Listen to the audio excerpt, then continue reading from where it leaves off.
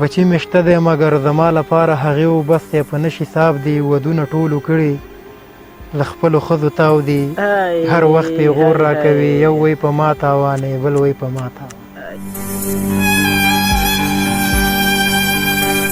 بېوسه پلار دومره خفه شوم چې مې حال د یو بابا ولیدو څادر یې مخې ته پروت ناست د سړک په غاړه داسې بېدمه و چې لکه بېروخه جسد او په سلګو سلګو کې دا وازونه کول چې د الله په نامه رسول الله په نامه لږ څه خیرات راکړئ معذوره شوی یم د کار توان نه لرم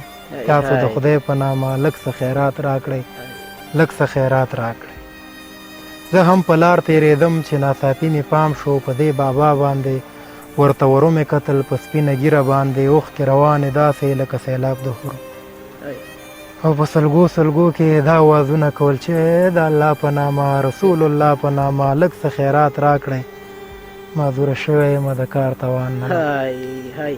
زړه مې طاقت ونه کړو ورته نږدې ورغلم په څنګ کې کېناستم او ورنه ومې پوښتل یه په ما ګرانه بابا زار شم له تانه بابا ته په دې سپینه ږیره ولې خیرات غواړې بچی دې نشته مګر هغې جواب راکړو په جړغوني اواز بچی مې شته دی مګر زما لپاره هغې و بس دی په نشي صاحب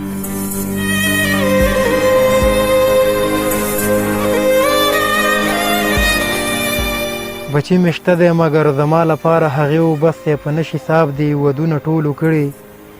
له خپلو ښځو تاو دي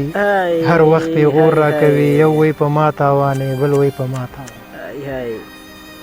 بچی مې شته دی مګر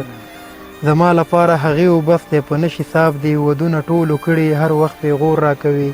یو وی په ما تاوانې بل وی په ما تاوانې هغې په ما څه کوي زما جړا څه کوي زه چې سپین ږیری شومه له زوره ولوېدمه اوس په بچو بوجي خبرې ډېرې داسې بچیه څه به وایم چې ویلی نه شم په زړه پرتې ښه دي ما یې فریاد واورېدو زړه مې راډغ غوندې شو مخ مې اسمان په لور کړو خولې ته ټپه مې راغله پلار یې په سخته کې رالوی کړي بچي چې لوی شي ورنه مخ بې اړوي